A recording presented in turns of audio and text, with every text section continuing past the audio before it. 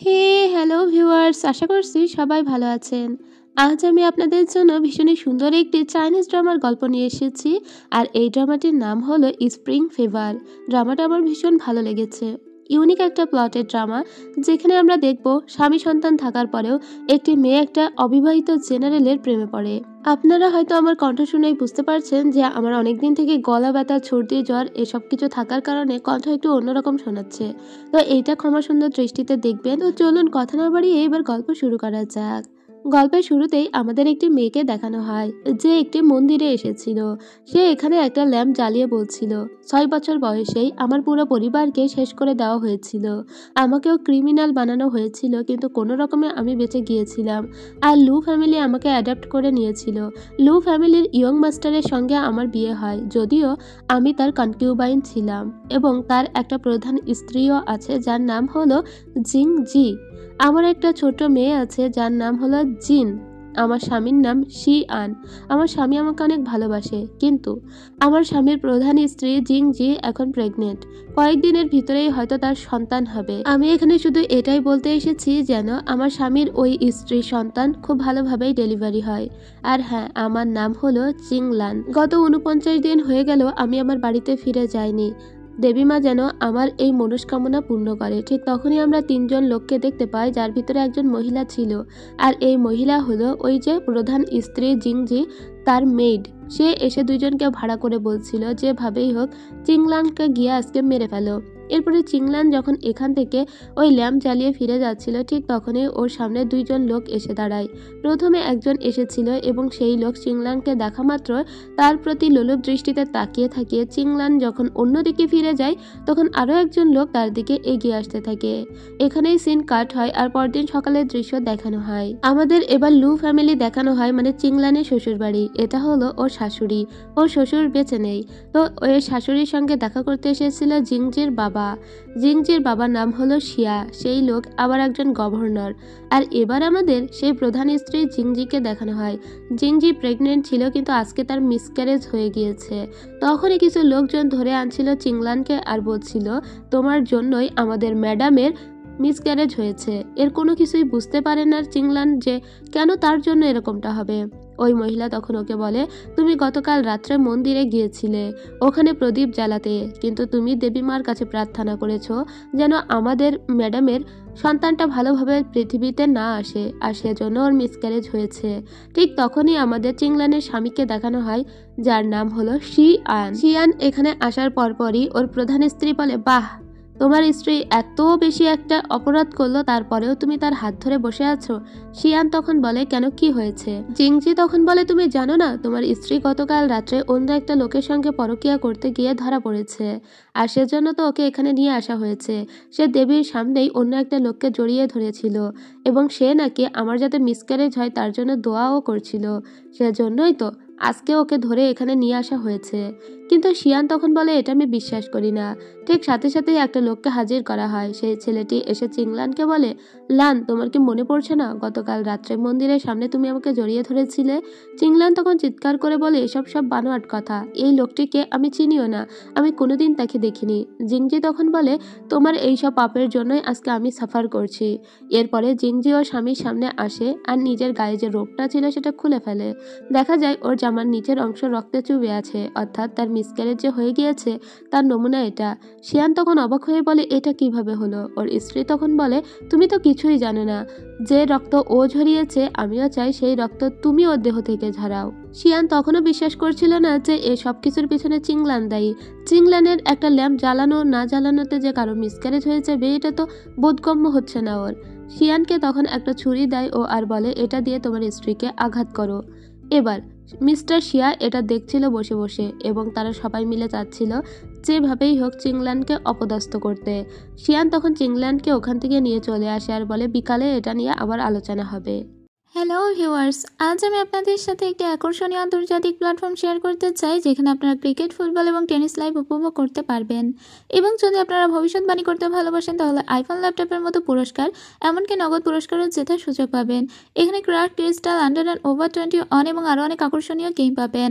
আমার exclusive code DRABYRO ব্যবহার করে সাইন আপ করলে আপনার প্রথম জমাতে সর্বোচ্চ 24,000 টাকা পর্যন্ত পাবেন। উইথড্রয়াল খুবই সহজ, বিকাশ, ব্যাংক ট্রান্সফার, ক্রিপ্টো, পেপাল এবং আরও অনেক কিছুর মাধ্যমে 24/7 গ্রাহক সহায়তা উপলব্ধ। তাহলে কিসের জন্য অপেক্ষা করছেন? পিন করা মন্তব্য লিঙ্কে ক্লিক করুন অথবা গুগলের প্ল্যাটফর্মটি অনুসন্ধান করুন। নিবন্ধনের সময় আমার প্রোমো কোড DRABYRO ব্যবহার করতে ভুলবেন না। তো বিকালবেলা আবারও চিংল্যানকে এখানে নিয়ে আসা হয়। এবার চিংল্যানকে ওর স্বামী বলে যে তুমি স্বীকার করো তুমি ভুল করেছো, কিন্তু ও একটা কথাও স্বীকার করে না। ও বারবার বলে আমি কোনো ভুল করিনি। তখন ওর স্বামী ওকে পিছন থেকে জোরে জোরে আঘাত করতে লাগে আর বলে তুমি স্বীকার করো যে তুমি ভুল করেছো। আসলে ওকে বাঁচানোর জন্যই তার স্বামী এরকমটা করছিল, কিন্তু না, ও বলে আমি কোনো ভুল করিনি আর এই লোকটিকেও আমি চিনি না, তার সঙ্গে আমার কোনো সম্পর্ক নেই। এটা বলতে বলতে অনেক টাইম চলে যাচ্ছিল আর ও মার খেয়েই যাচ্ছিল। তখন চিংল্যান মনে মনে বলে ওই লোকটি আমাকে বলেছিল আমাকে বাঁচাতে বিকালের ভিতরেই চলে আসবে। যেহেতু লোকটি আসছে না, তাই আমাকে মনে হয় আমার নিজেকে বাঁচাতে গেলে ফাইট করে যেতে হবে। লোকটি কথা দিয়েও কথা রাখলো না, তাই আমার আর করার কিছুই নেই। এবার ওর হাতে ও কোনো একটা ওয়েপন তুলে উপরের দিকে তাকাচ্ছিল এবং ও হয়তো এদের সঙ্গে যুদ্ধই করতে চাচ্ছিল। ঠিক তখনই আমরা দেখতে পাই কিছু সৈন্য নিয়ে একটা লোক এখানে হাজির হয়ে যায়। এই লোকটির নাম হলো মিস্টার সেন। মিস্টার সেন রাষ্ট্রের একজন গভর্নর জেনারেল। এই লোকটি মূলত চিংল্যানকে কথা দিয়েছিল যে তাকে আজকে বিকালের ভিতরেই বাঁচাবে, কিন্তু কেন এসব হলো তা আমরা একটু পরেই জানবো। ফ্ল্যাশব্যাক দেখতে পাই যখন চিংল্যানকে ওই দুটা লোক শ্লীলতাহানি করার জন্য অনেক টানাটানি করছিল, তখন চিংল্যানের গায়ের জামা সরে গিয়েছিল। পিঠে একটা মার্ক দেখে ওরা বলে আরে তুই তো অনেক লোলি একটা স্লেভ, তোকে যদি আমরা ভোগ করি তাতে এই রাষ্ট্রের কিছুই যায় আসবে না। ঠিক তখনই আমরা কালো কাপড় পরোয়া কিছু লোককে দেখতে পাই যারা এসে এই দুইজন লোককে মেরে ফেলে। ওই লোকগুলো কারা ছিল তা আমরা জানি না, চিংল্যান নিজেও জানে না এই লোকগুলো কারা। তবে সেই লোকগুলো এই দুইজনকে মারার পরে চিংল্যানকেও মারতে যাচ্ছিল। ঠিক তখনই পিছন থেকে কেউ একজন একটা বোমা মেরে দেয় ওই লোকের উদ্দেশ্যে আর ওই লোকটি মরে যায়। আসলে বোমা বোধহয় আমি ভুলই বললাম, ওটা বন্দুক হবে। যাই হোক, এরপরেই আমাদের সেই সেনকে দেখানো হয়।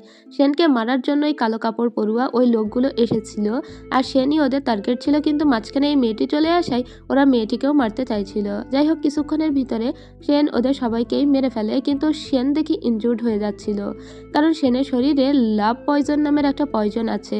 এরপরে এখান থেকে উঠে পালাচ্ছিল চিংল্যান।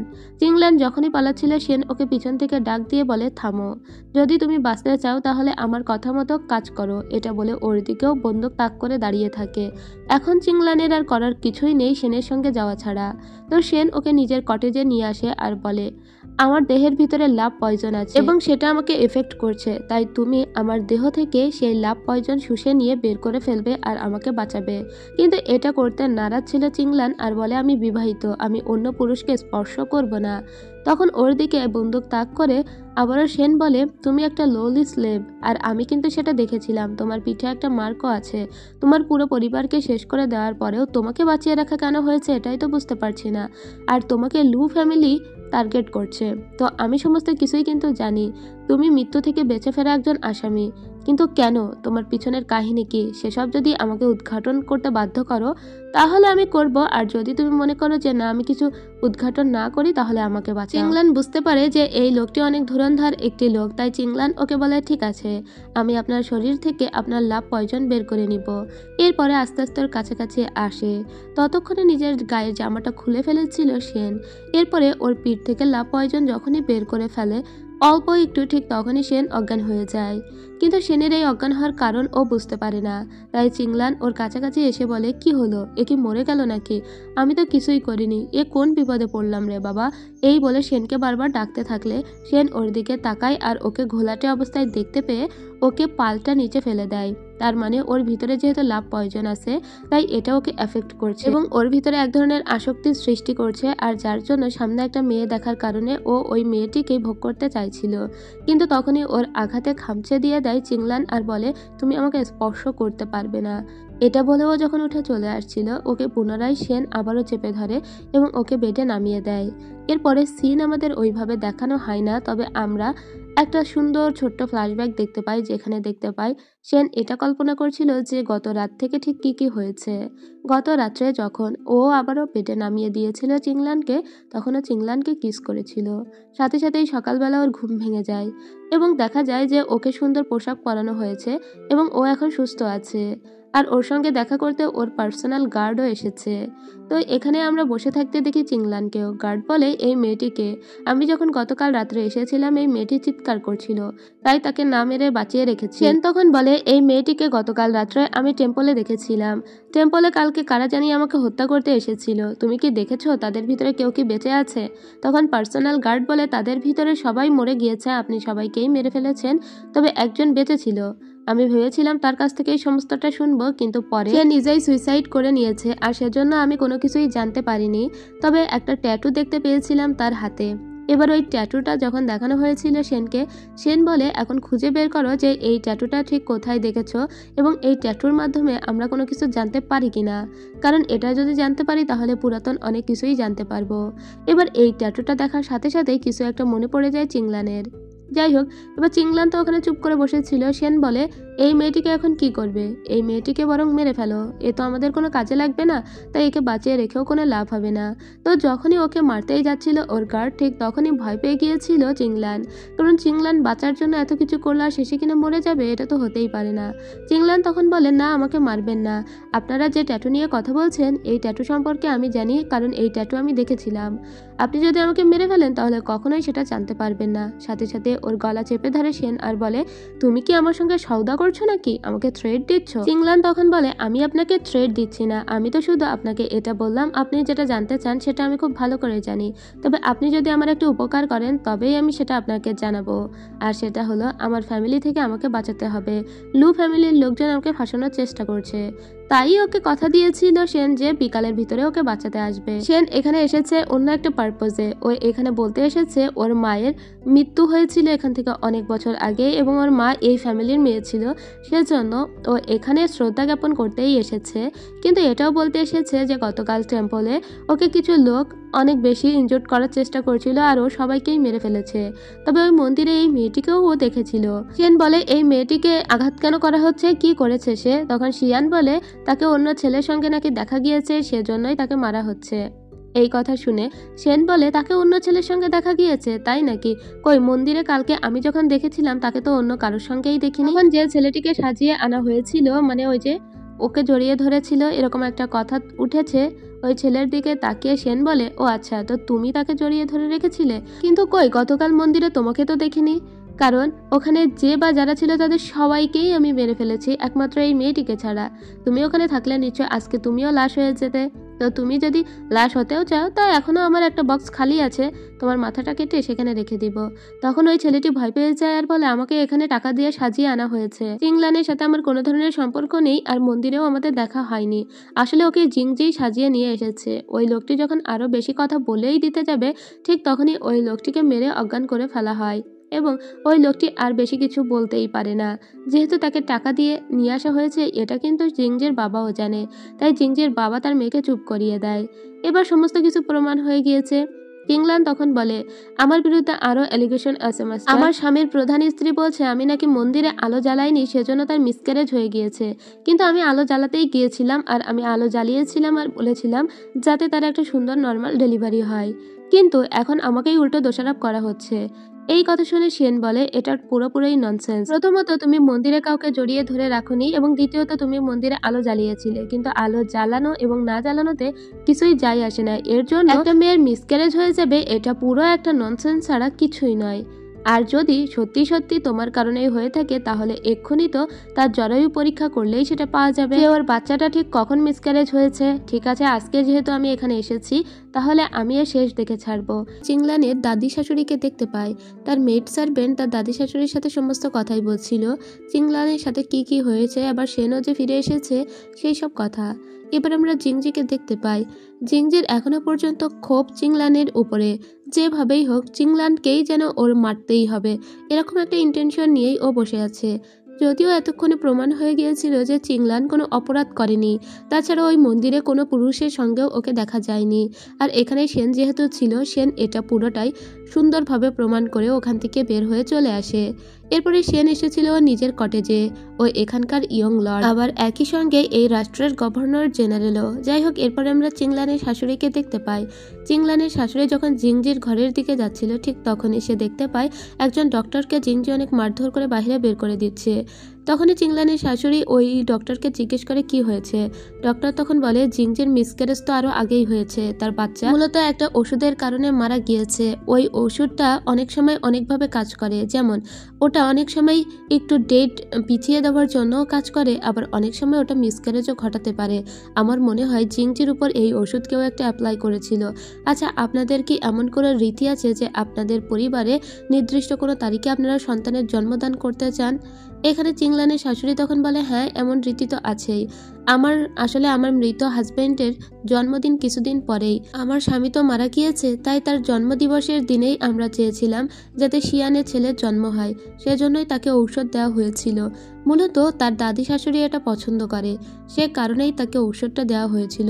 এই মহিলা এখানে মিথ্যা কথা বলল, আসলে সেই তার শাশুড়িকে খুশি করার জন্য ওই ওষুধটা খাইয়েছিল জিংজিকে, আর এজন্যই জিংজির মিসক্যারেজ হয়ে গিয়েছে। তো ডক্টরকে এই মহিলা এখন জানিয়ে দেয় আপনি যে এখানে এসেছেন এবং আপনি যে এই সমস্ত কথা জানেন তা কাউকে বলবেন না, দরকার হয় আমি আপনাকে অনেক টাকা দিব। আসলে জিংজির শাশুড়ি মূলত তার শাশুড়ির মন রক্ষা করার জন্যই একটা ওষুধ খাইয়েছিল জিংজিকে, যাতে তার স্বামীর যেদিন জন্ম তারিখ সেদিনেই যেন জিংজির সন্তান প্রসব করে, সেটা সে চেয়েছিল। কিন্তু ভুল ইউজের কারণে ওর মিসক্যারেজ হয়ে গিয়েছে। এখন তো জিংজির শাশুড়ি অনেক বেশি ভয় পেতে লাগে, এদিকে জিংজি অনেক কান্নাকাটি করতে লাগে আর বলতে লাগে আমার ছেলে হতো, আর সেই ছেলে পৃথিবীতে আসার আগেই মরে গিয়েছে, যে বা যারা এর পিছনে দায়ী তার সবাইকে আমি শাস্তি দিব। এরপরে চিংলানকে দেখতে পাই, চিংলানের রুমে হুট করে চলে এসেছিল সেন। চিংলান ওকে দেখামাত্র ভয় পেয়ে বলে তুমি এখানে কি করতে এসেছো?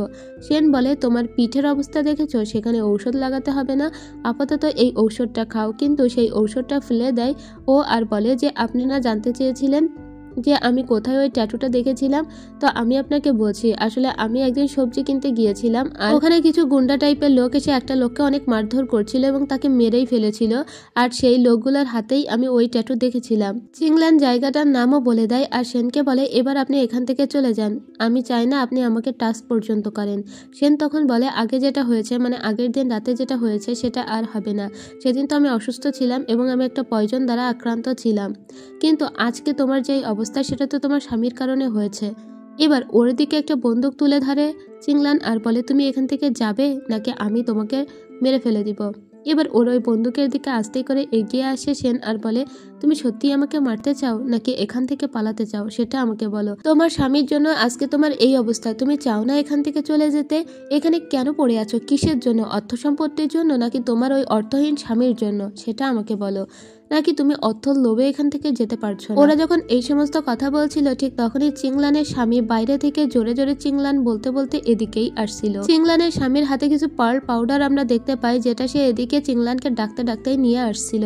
ভিতর থেকে সেন তখন চিংলানকে বলে আজকে তোমার স্বামীকে তুমি মেরে ফেলো, কারণ তার জন্য তোমার এই অবস্থা হয়েছে। এবার যখনই ওর স্বামী শিয়ান দরজা খোলে তখন দেখতে পাই ওর দিক বরাবর একটা বন্দুক ছোড়া হয়েছে, কিন্তু সেটা বেশি দূর যায় না, মাঝখানে ব্লাস্ট হয়ে যায় আর ওর হাতে যে পার্ল পাউডারগুলো ছিল সেগুলো নিচে পড়ে নষ্ট হয়ে যায়। সেনকে দেখে শিয়ান বলে তুমি আমার স্ত্রীর রুমে এত রাত্রে কি করছো? সেন তখন বলে তুমি এখানে কি করতে এসেছো? না তো খাবার নিয়ে এসেছো, না আছে হাতে কোনো ঔষধ, তুমি তোমার স্ত্রীর এই হাল করেছো আর তারপরে আবার এখানে এসেছো সিম্প্যাথি দেখাতে? এক্ষুনি এখান থেকে বের হয়ে যাও, আমি এখানে ইনভেস্টিগেট করতে এসেছি।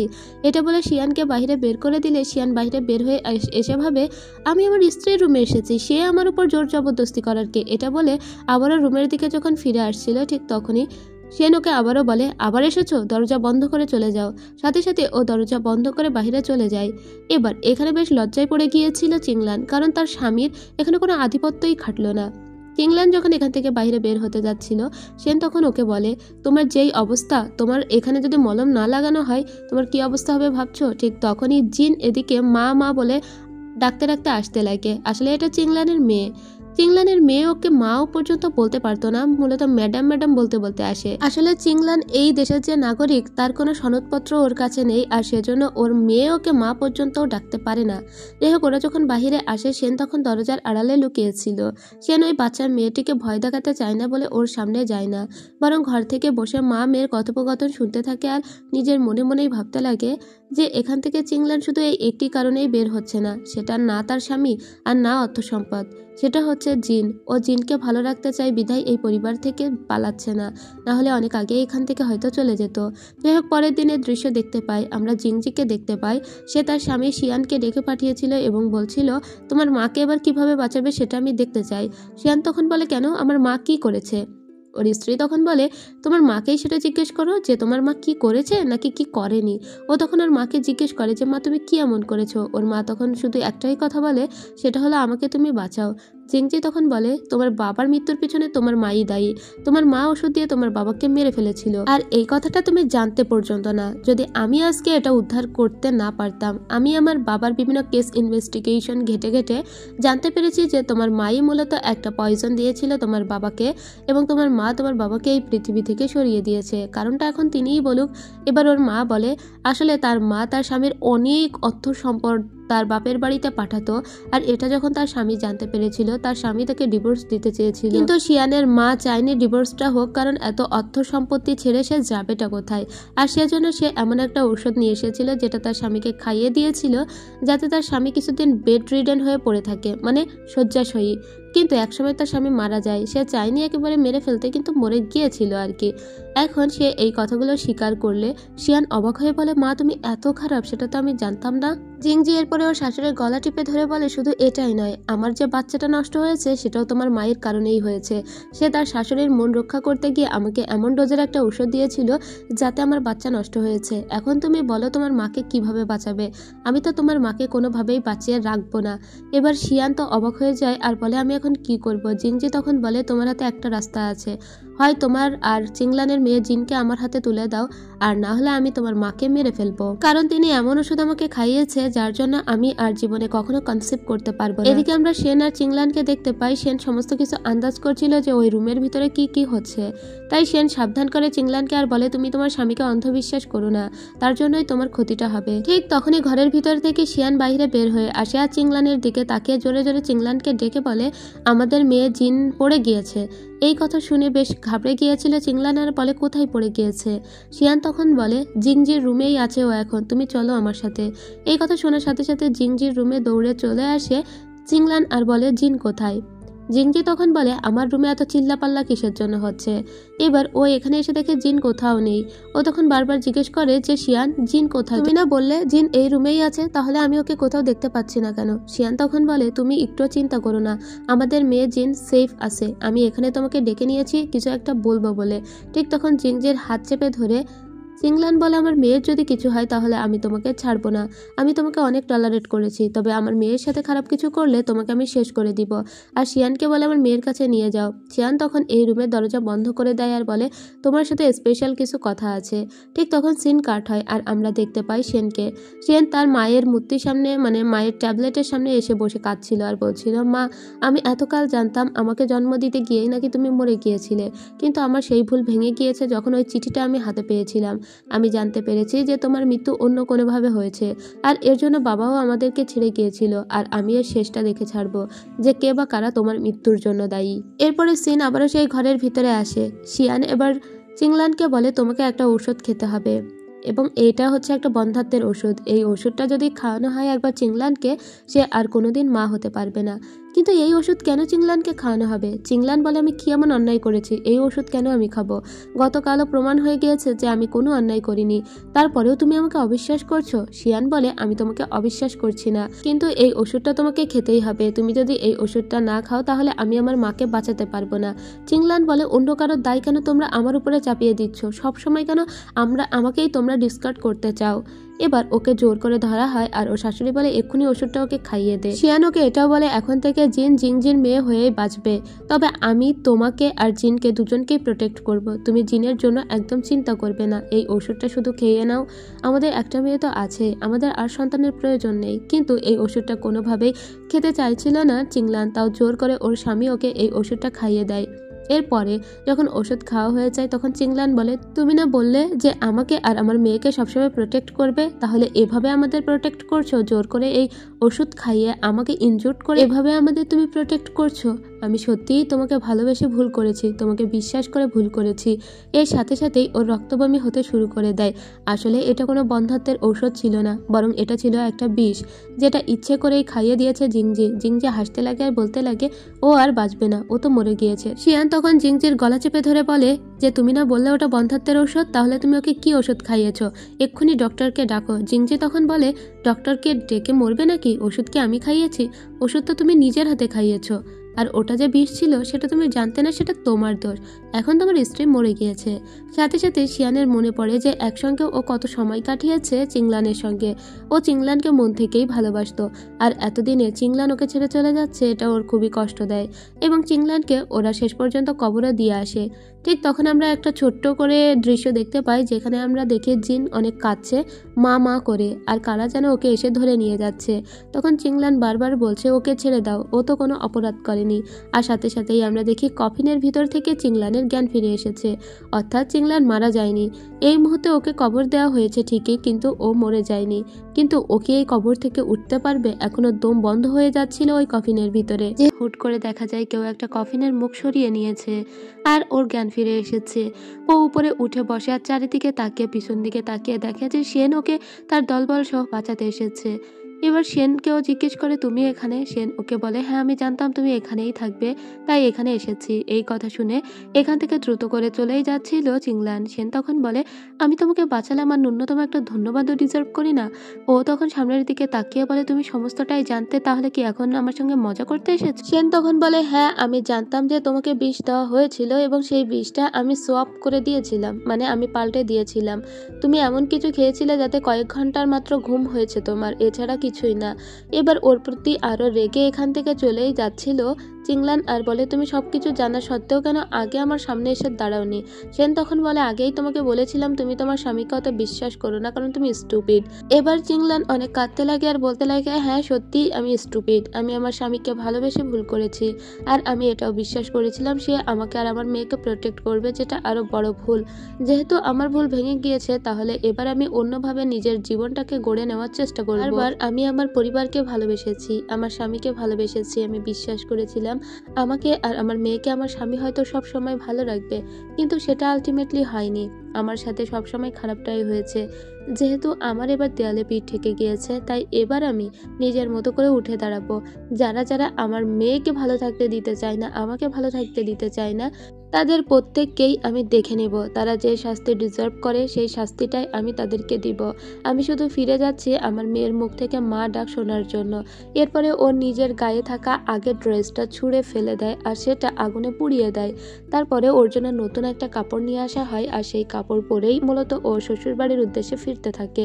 তবে এসেই ও শাশুড়িকে ভয় দেখাতে লেগে যায়, কারণ সবাই ভেবেছিল ও মারা গিয়েছে। ও বেশি করে ওর শাশুড়িকে ভয় দেখাতে লাগে, কারণ ওর শাশুড়িই ছিল সমস্ত বেশি ভীতু। এবার ওর শাশুড়ি তো সবসময় চিল্লাপাল্লা করতে লাগে, ওর শাশুড়ির কারণেই ওকে মরতে বসতে হয়েছিল। সেজন্য ওর শাশুড়ি পরের দিন সবাইকে জানায় এবং সে যে বারবার ভূত দেখছে এই কথাটাও জানায়। ঠিক তখনই সেন আসে খোঁজ নিতে যে এখানে কোথাও সে দেখতে পাচ্ছে না চিংলানকে, তাহলে কি চিংলান বেঁচে নেই? সবাই তখন বলে চিংলান বেঁচে নেই। সেন তখন বলে আমি একটা খবর পেয়েছি যে কেউ একটা পয়জন কিনেছে বাজার থেকে বেশ অনেকবার। ওটা ছিল মূলত আর্সেনিক, এবং আর্সেনিক ডক্টরের প্রেসক্রিপশন ব্যতীত কেনাই যাবে না। সেন বলে এবং সেই আর্সেনিকটা কিনেছে জিংজির মেইড। তখন জিংজির মেইডকে জিজ্ঞেস করা হলে জিংজির মেইড বলে হ্যাঁ এটা সত্যি যে আমি আর্সেনিক কিনেছি, কিন্তু তাতে কি প্রমাণ হয়? তখন সেন বলে সেই আর্সেনিকের পরে তুমি কি করেছো? তখন ও বলে যে জিংজিকে সেটা আমি দিয়েছিলাম। জিংজি তখন বলে হ্যাঁ এর বাহিরে কিছুই না। এরপরে একটা কুকুর নিয়ে আসা হয়। সেন বলে ঠিক আছে এক্ষুনি প্রমাণ হয়ে যাবে যে ওই আর্সেনিকটা কি করা হয়েছে।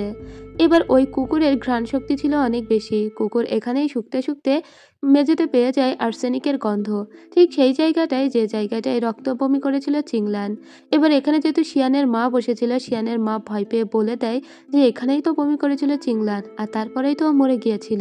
আর এতেই তো প্রমাণ হয়ে যায় যে আর্সেনিক আসলে চিংলানকেই খাওয়ানো হয়েছে। চিংজির বাবা তখন বলে চিংলান তো আগেই মারা গিয়েছে এবং তার হয়ে সাক্ষী দেওয়ার মতো কেউ নেই, তাহলে এটা নিয়ে আমরা কেন কথা বলছি।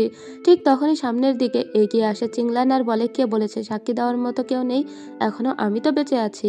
এবার ওকে দেখা মাত্র সবাই অনেক ভয় পেয়ে যায় আর বলে ভূত ভূত, কারণ সবাই তো জেনেছে যে ও মরে গিয়েছে এবং ওকে কফিনে করে মাটি পর্যন্ত দেওয়া হয়েছে, তাহলে ও কিভাবে উঠে আসতে পারে। ও প্রথমে এসে ওর শাশুড়িকে ভয় দেখায় আর বলে খুব বেশি ভয় পেয়ে গেলেন নাকি আমাকে বেঁচে থাকতে দেখে। এরপরে সমস্তটাই ও সত্যি কথা বলে দেয়, কিন্তু জিংজির মেট সমস্তটা স্বীকার করে আর জিংজিকে কোনো দোষ দেয় না, বলে সমস্ত দোষই আমার ম্যাডাম কিছুই করেনি, আর সেজন্য ও নিজেকেই নিজে শেষ করে দেয়।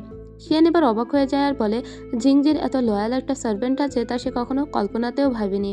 আসলে ওরা কেউই কল্পনাতে ভাবেনি জিংজিকে বাঁচাতে গিয়ে ওর সার্ভেন্ট নিজেই নিজেকে মেরে ফেলবে।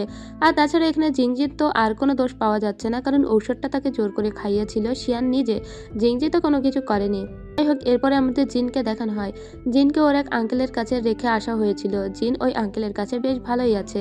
ওই আঙ্কেলের মুখে অনেক কাটার দাগ দেখতে পায়। এই আঙ্কেল অনেক যত্ন করতো জিনকে। এবার তখনই জিনের মা আসে জিনকে নিতে, আর জিনের মা ওকে চাচাতো ভাই বলেই জানতো, সেজন্যই নিজের মেয়েকে এখানে রেখে গিয়েছিল। তবে তার এই চাচাতো ভাই আবার একটা সিক্রেট অর্গানাইজেশনের হয়ে কাজ করে, যা আমরা আরো পরে দেখতে পাবো। এরপরে আমরা আবারও দেখতে পাই জিনজের শাশুড়িকে তার শাশুড়ির সঙ্গে দেখা করতে আজকে এসেছিল তাদের দাদি শাশুড়ি। যাই হোক, দাদি শাশুড়ি এসে বলছিল যেভাবেই হোক জিনকে নিজের কাছে রাখবে, যেহেতু জিনকে নিয়ে অনেক টানাটানি হচ্ছে এবং শিয়ানের যে আসল স্ত্রী জিংজি সে চাচ্ছে জিনকে নিজের মেয়ে হিসেবে মানুষ করতে, আর তার কাছে দিতে তো নারাজ চিংলান। সেজন্য চিংলানের দাদি শাশুড়ি চিংলানকে বলে তোমার মেয়ে আমার কাছে ভালো থাকবে, তাই ওকে আমিই নিয়ে যাচ্ছি, এতে আর কোনো কথা হবে না। এবার যখনই জিনকে নিয়ে যাওয়া হয় তখন জিংজির বাবা খুব রেগে যায় আর বলে তুমি কোনো কাজেরই না, চিংলান নামের একটি মেয়ের কাছে বারবার হেরে যাচ্ছ, কোনোভাবেই ওকে বাড়ি থেকে তাড়াতে পারছো না। তবে এবার চলো একটা নতুন প্ল্যান করি। এবার নতুন প্ল্যান অনুযায়ী টার্গেট হলো জিংজির শাশুড়ি। তো জিংজির শাশুড়িকে আবারও ভয় দেখানো হয়। ওই যে জিংজির মেড সার্ভেন্ট মারা গিয়েছে তার হাতের ছাপ প্রত্যেকটা জায়গায় নিয়ে রাখা হয় এবং সেই হাতের ছাপ দেখা মাত্রই এই মহিলা খুব ভয় পায়, কারণ এই মহিলাকে ডিলিউশনালি কিছু খাইয়ে দেওয়া হয়েছে যাতে সে আরো বেশি ডিলিউশনাল হয়ে গিয়েছে। এরপরে এখানে জিংজির বাবা আসে আর বলে যেহেতু আমার বিয়ান খুবই অসুস্থ আর তার উপরে জিন ভর বা আত্মা ভর করেছে, তাই আমি একজন ইমমর্টাল শামানকে ডেকে পাঠিয়েছি। আর এইসব দৃশ্য দেখার জন্য বাড়ির সবাই এসে হাজির হয়েছিল আর সেনও শুনতে পেয়ে হাজির হয়েছে। তো সেন এসে জিজ্ঞেস করে চিংলানকে আর বলে কি হয়েছে এখানে।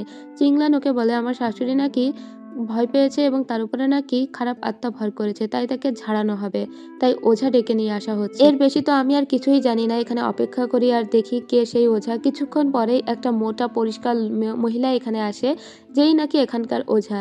সে এসে বিভিন্ন রকমের আজে বাজে কুসংস্কার কাজ করতে থাকে আর বলতে থাকে যে আসলে এই মহিলার ঘাড়ে খারাপ আত্মা ভর করেছে, কারণ এই বাড়িতে অনেক খারাপ একটি মেয়ে আছে। ওই মেয়েটিকে যতক্ষণ না এই বাড়ি থেকে সরানো হচ্ছে ততক্ষণ এই বাড়ির কোনো মঙ্গল হবেই না। তাহলে কে সেই মেয়ে? সেই মেয়েটি তো আর কেউ হতেই পারে না, সেই মেয়েটি হচ্ছে চিংলান, কারণ ওই মহিলাকে মানে ওই ওঝাকে তো ভাড়া করেই নিয়ে এসেছে জিংজের বাবা, তো সেই মহিলা জিংজের বাবার কথা মতোই তো কাজ করবে। এরপরে চিংলানকে ভিতরে নিয়ে আসা হয়। চিংলানকে বলা হয় তুমি এই বাড়ি থেকে বের হয়ে যাও।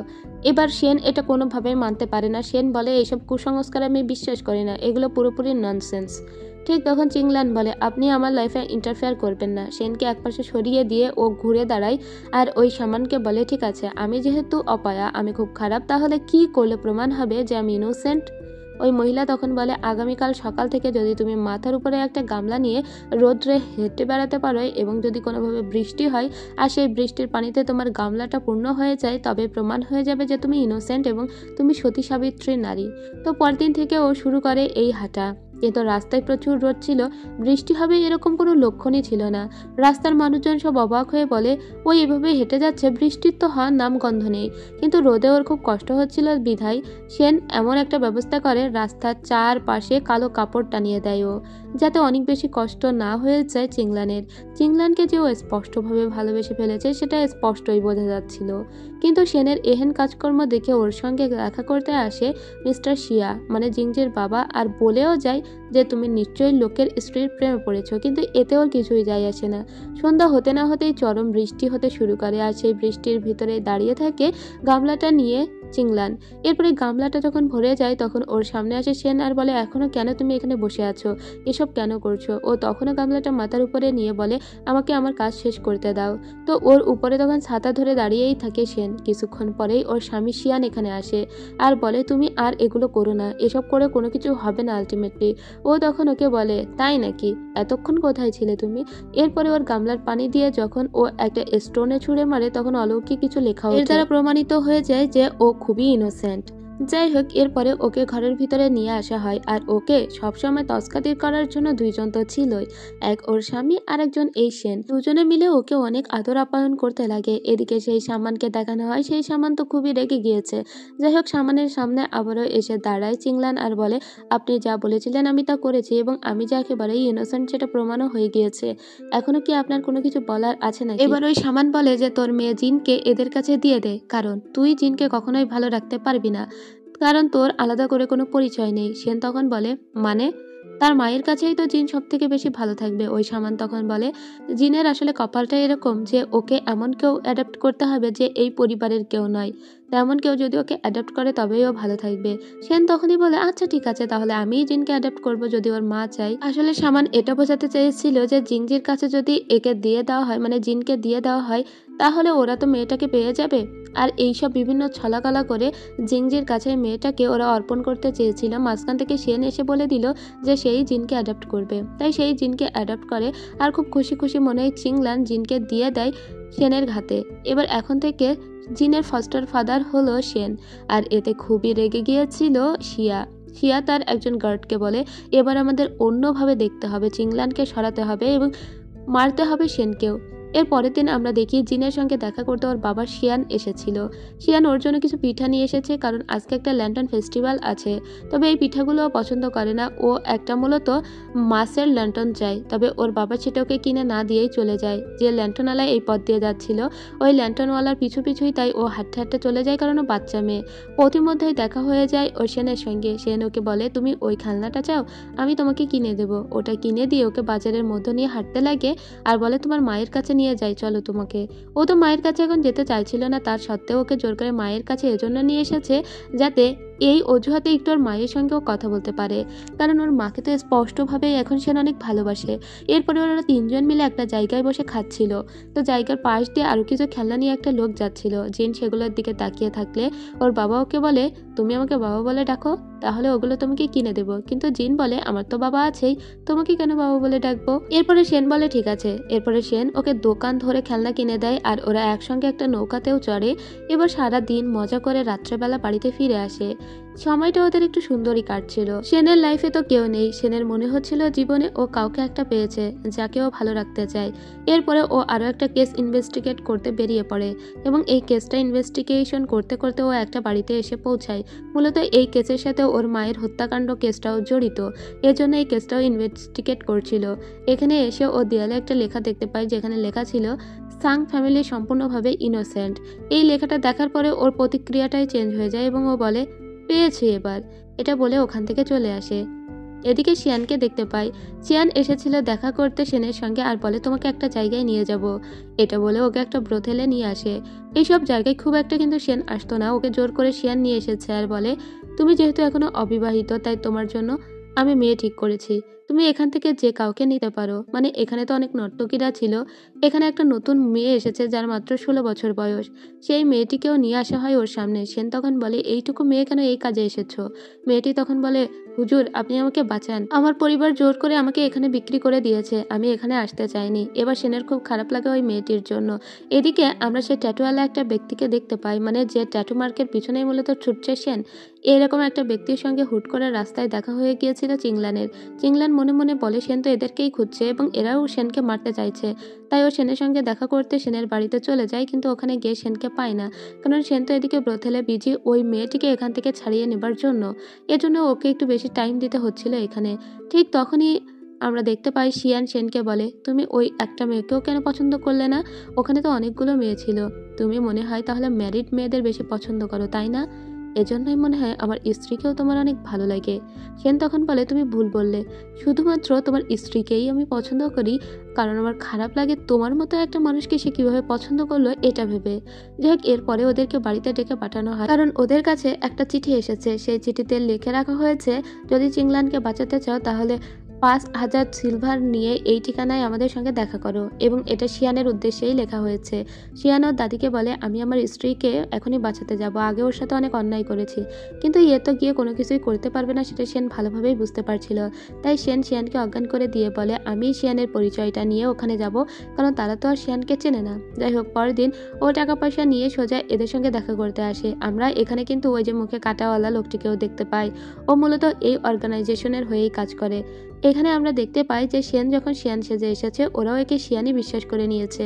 এরপরে দুজনেরই কালো কাপড় বেঁধে একটা ক্যারেজের ভিতরে করে নিয়ে অন্য কোথাও নিয়ে যাচ্ছিল। চিংলান তখন সেনকে বলে, তুমি এখানে কেন এসেছো? এখানে তো শিয়ানের আসার কথা। ও তখন বলে, তোমার হাজব্যান্ড, সে আর কিভাবে তোমাকে বাঁচাবে? তাছাড়া আমারও এখানে একটা সিক্রেট কাজ আছে, আর সেজন্যই তো আমি এসেছি।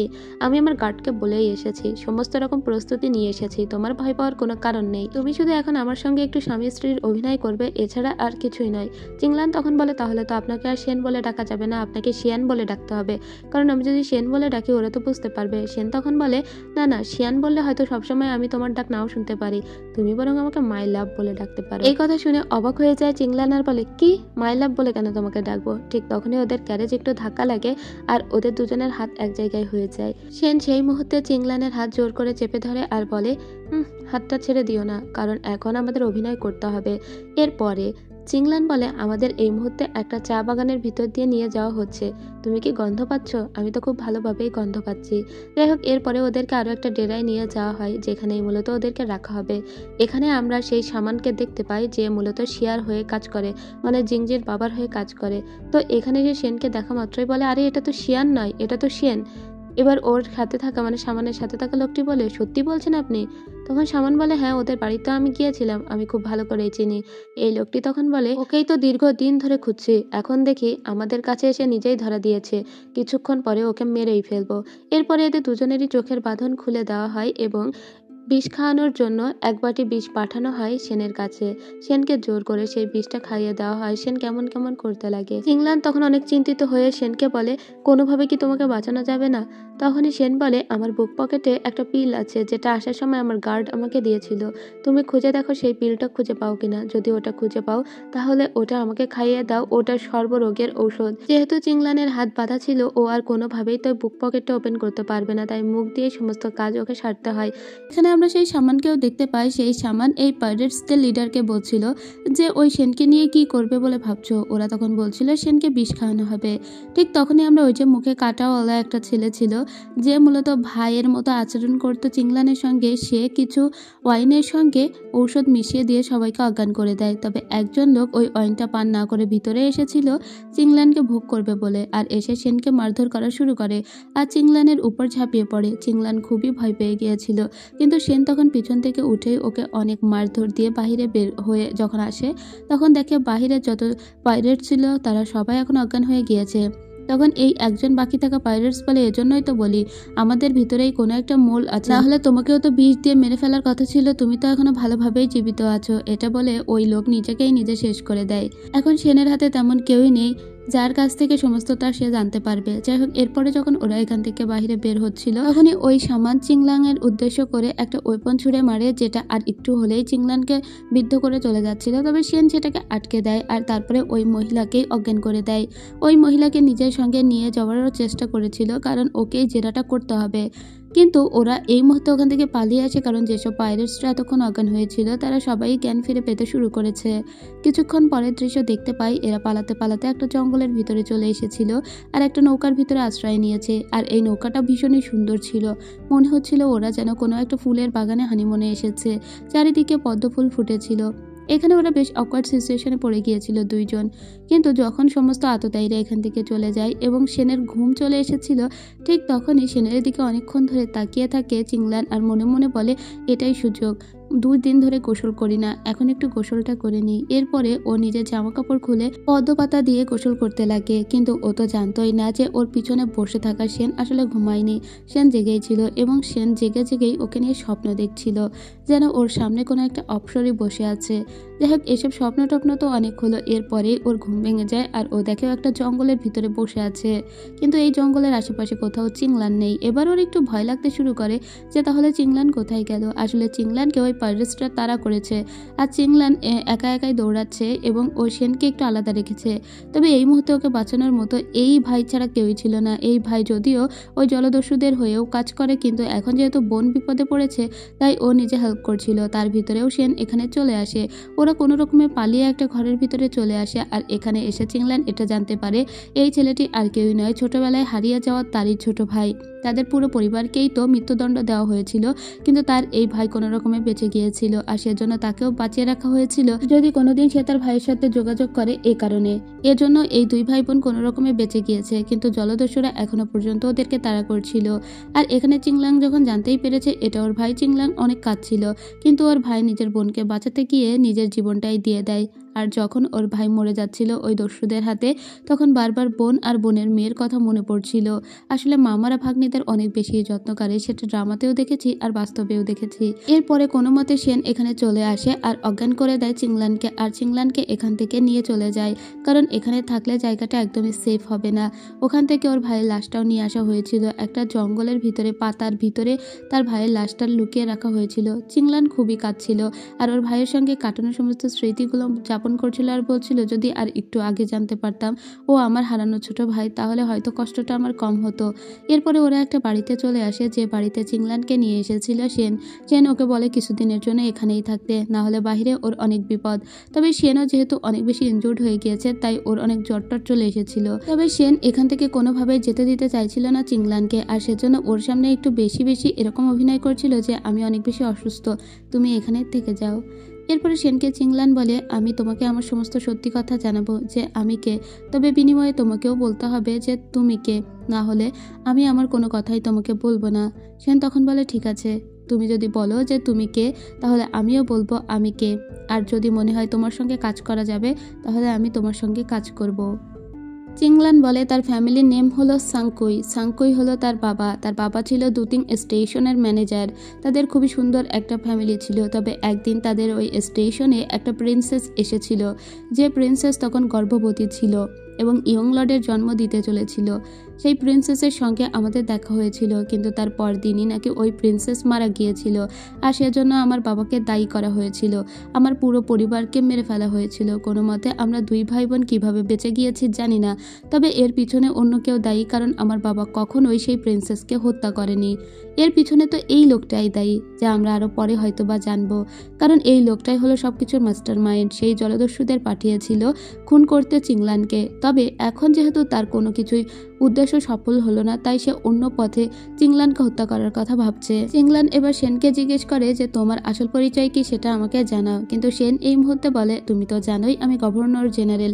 সেন এটা বলে না যে সেই ইয়ং লর্ড এবং তার মাকেই সেই রাত্রেবেলা খুন করা হয়েছিল, তার মাই সেদিন গিয়েছিল ওখানে। যাই হোক, সেনের থেকে কিন্তু বয়সে অনেকটাই বড় চিংলান, কারণ চিংলান ওর সিনিয়র, সেটা বোঝাই যায়। চিংলানের অনেক বড় একটা মেয়েও আছে। যাই হোক, এখন ও সেনকে এটা বলে আমার ভাইয়ের কাছ থেকে তুমি একটা চিঠি পেয়েছো, যে চিঠিতে লেখাই ছিল ইয়ং লর্ডকে রক্ষা করো।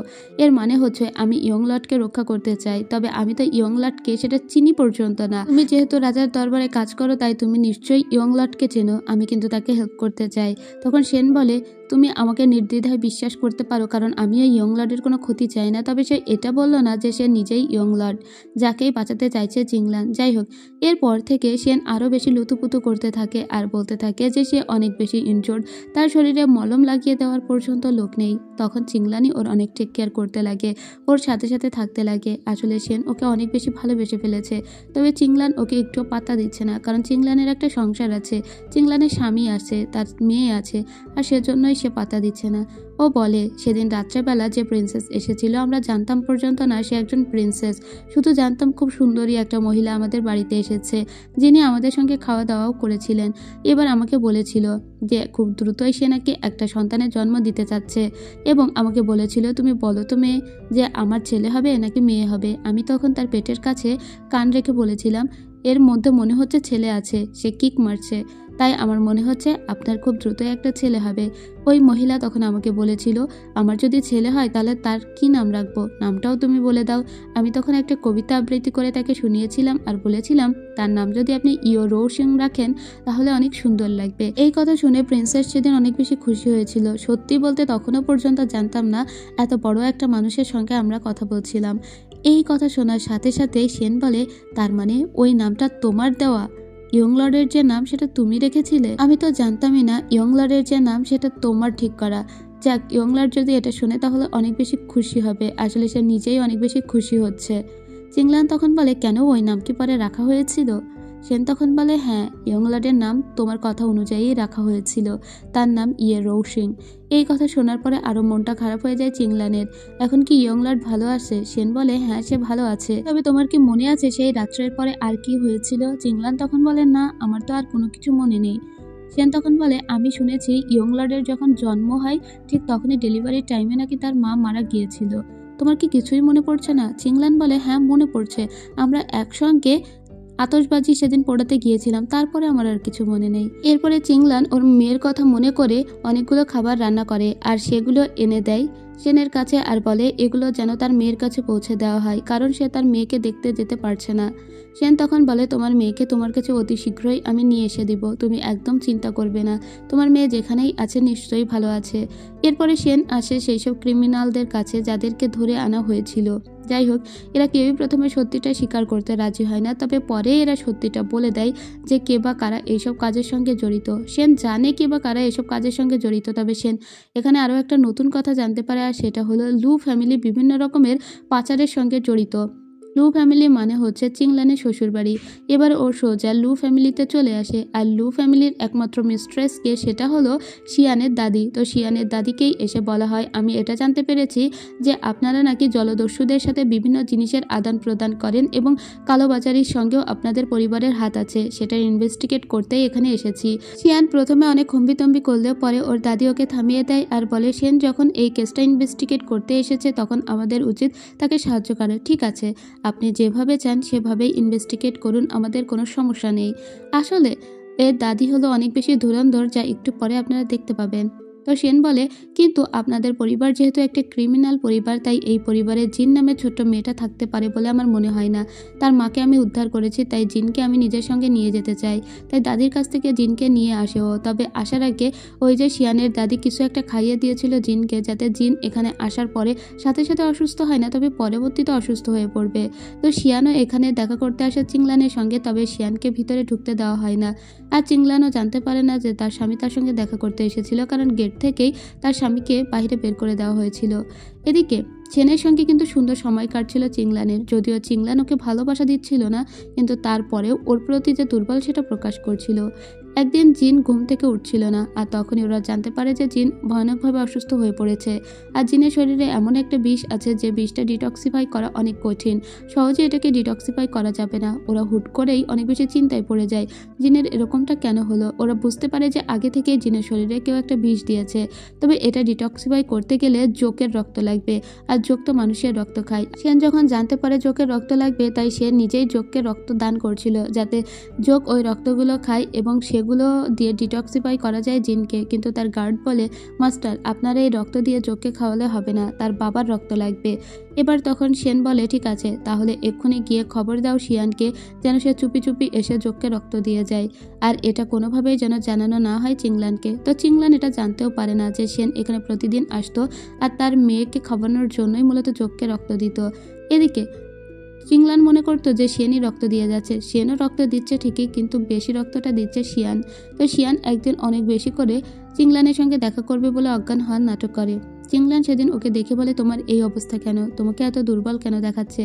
তখন ও বলে, কারণ আমি আমার মেয়ের জন্য তো প্রতিদিন চোখকে রক্ত খাওয়াতাম, আর সেজন্যই আমার এই অবস্থা। আর সেন তোমাকে এটা জানতে পর্যন্ত দেয়নি। এখানে সেন ওর দিকে হা হয়ে তাকিয়ে থেকে বলে, তুমি আমার ডেরায় এসে আমার বিরুদ্ধেই বদনাম করছো। এখন ওদের দুজনের ভিতরে আবার একটু ঝগড়া ঝামেলাও হয়। তখন চিংলান বলে, তোমাদের দুজনের কারোর সাথেই আমি এই মুহূর্তে কথা বলতে চাই না। বাহিরে এসে চিংলানকে নিয়ে আবারও টানাটানি বেঁধে যায়। সেন বলে, শুধু স্বামী হলেই যে সমস্ত দায়িত্ব পালন করতে পারে একজন স্বামী তা কিন্তু নয়। তুমি ওর স্বামী হয়েছো ঠিকই, কিন্তু কোনো দায়িত্ব পালন করতে পারোনি, তাই ও আমার কাছেই থাকবে আর এখানেই ভালো থাকবে বলে এখান থেকে চলে যেতে বলে শিয়ানকে। শিয়ান বাড়িতে চলে আসে। এদিকে শিয়ানের দাদিকে দেখানো হয়। শিয়ানের দাদি মনে মনে একটা বুদ্ধি আটছিল, আর তা হলো যেভাবেই হোক শিয়ানকে পরাস্ত করতে হবে। সেজন্য সে কিছু সুন্দর পিঠা বানিয়ে নিয়ে আসে, যেগুলো তার বৌমার অনেক বেশি পছন্দের ছিল। আর সেই পিঠাতে এমন কিছু পয়জন মিশিয়ে দিয়েছিল যেগুলো খেলে মানুষের স্মৃতিভ্রম হতে শুরু করবে আর মানুষ পাগলামি করতে শুরু করবে। তার বৌমা যেহেতু এগুলো অনেক পছন্দ করতো, তাই এই পিঠাগুলো এসেই খেতে শুরু করে, আর সাথে সাথেই তার পাগলামির প্রকোপ শুরু হয়ে যায়। সে পিঠাগুলো নিয়ে বলে, এগুলো শিয়ান অনেক পছন্দ করবে, তাই এগুলো আমি নিজের সাথে করে নিয়ে যেতে চাই। ও দাদি তখন বলে, হ্যাঁ, কিন্তু তুমি নিয়ে যাবেটা কিভাবে? কারণ এখানে চারিদিক থেকে আমাদের বাড়িকে ঘিরে রেখেছে সেনের বিভিন্ন সদস্যরা। আর ঠিক তখনই ওই মহিলা বাহিরে আসে আর হম্বিতম্বি করে বলতে লাগে, আমার শিয়ানটা মাত্র 6 বছর বয়স, কিছুই খায়নি, মানে পাগল হয়ে গিয়েছে। তো পাগলের মতো বকছিল আর বলছিল, আমি শিয়ানের কাছে যাব, আমাকে যেতে দাও। কিন্তু সেনের এইসব সৈন্যরা ওকে যেতে দিচ্ছিল না। ঠিক তখনই ওই যে দাদির সার্ভেন্ট, সেই সার্ভেন্ট জোর করে ঠেলে দেয় শিয়ানের মাকে সামনের দিকে। আর ওইসব লোকদের মানে সৈন্যদের হাতে যে কবচ ছিল তাতেই ওর মা বিদ্ধ হয়ে যায় আর এখানে মারা যায়। শিয়ান তখনই বাড়িতে চলে আসে। এবার ওর দাদি ভিতর থেকে বাহিরে বের হয়ে আসে। এখানে পুরো এলাকার মানুষজন জড়ো হয়ে গিয়েছিল। ওর দাদি তখন এলাকাবাসীর উদ্দেশ্যে বলে, দেখো আমাদের পরিবার কতটা নিষ্পাপ, তা সত্ত্বেও সেনের বিভিন্ন সদস্যরা আমাদের বাড়ি ঘিরে রেখেছে, ইভেন আজকে আমার বৌমাকেও মেরে ফেললো। মানে এই মহিলা একটা ষড়যন্ত্র করেছে শুধুমাত্র সেনের লোকজনদের এখান থেকে সরানোর জন্য আর নিজের পরিবারকে বাঁচানোর জন্য। সেন কিন্তু এটা খুব ভালো করেই বুঝতে পেরেছে। সেন বলেন, নিশ্চয়ই তোমার শাশুড়ির মৃত্যুর পিছনে অন্য কেউ দায়ী এবং খুব সুচারুভাবে সে এই খেলাটা খেলছে। তবে আমিও দেখতে চাই যে খেলাটা ঠিক কতক্ষণ সে খেলতে পারে, কারণ যখনই কালো মেঘ জড়ো হয় তখনই যে একটা দমকা হাওয়া আসবে তা বোঝা যায়। এদিকে শিয়ান কিন্তু খুবই ভেঙে পড়েছে। না মা আছে, বউ আছে, না মেয়ে আছে। তবে জিংজি ওর পাশে ছিল, কিন্তু জিংজিকে পর্যন্ত ও সহ্য করতে পারছিল না আর বলছিল যে আমি তোমার মুখটা পর্যন্ত দেখতে চাই না। এদিকে জিংজির বাবার সঙ্গে আবার একদিন দেখা করতে এসেছিল শিয়ান এবং খুব ভালো করেই বুঝতে পারে যে জিংজির বাবা কত বড় ক্রিমিনাল। এদিকে শিয়ান আবারও চলে গিয়েছিল সেনের বাড়িতে, আর ওখানে গিয়ে সে কনভিন্স করার চেষ্টা করে চিংলানকে ফিরিয়ে নিয়ে যাওয়ার জন্য, কিন্তু চিংলান কোনোভাবেই আর ফিরে যেতে চায় না আর শিয়ানকেও এখান থেকে চলে যেতে বলে। ঠিক তখনই শিয়ান ফিরে আসে আর এসেই দেখতে পায় যে এখানে শিয়ান এসেছে। তাই ও শিয়ানকে বলে, তুমি শুধুমাত্র যোগকে রক্ত খাওয়ানোর জন্য এখানে আসতে পারো, আর কোনো কিছুতেই তুমি ইন্টারফেয়ার করবে না, আর এক্ষুনি এখান থেকে চলে যাও। ঠিক তখনই এলাকাবাসীদের দেখতে পায়, তারা সবাই সেনের বাড়ির সামনে এসে হরতাল করছিল, ইভেন নিজেদের ইনজোর্ডও করছিল আর অনেক বেশি খারাপ বলছিল সেনকে বলছিল যে লু ফ্যামিলি নিষ্পাপ, তাদেরকে ক্ষমা করে দিতে, তাদেরকে ছেড়ে দিতে। আর এইসবের ভিতরে একটা ম্যাসাকার অবস্থা হয়ে গিয়েছিল এদের। চিংলান যেহেতু বুদ্ধিমতী, তাই চিংলান বুঝতে পেরেছিল যে কেউ একটা সেনকে ফাঁসানোর চেষ্টা করছে, আর সেটা কে হতে পারে সেটাই তাদেরকে খুঁজে বের করতে হবে। আর এসব টানাপোড়েনের ভিতর দিয়েই এই পার্টের গল্পটা শেষ করছি। দেখা হবে পরের পার্টে। যদি এই পর্বের গল্পটা আপনাদের একটুও ভালো লাগে তবে অবশ্যই একটা লাইক কমেন্ট করে জানাবেন। আজ এ পর্যন্তই। সবাই ভালো থাকবেন, সুস্থ থাকবেন। খোদা হাফেজ।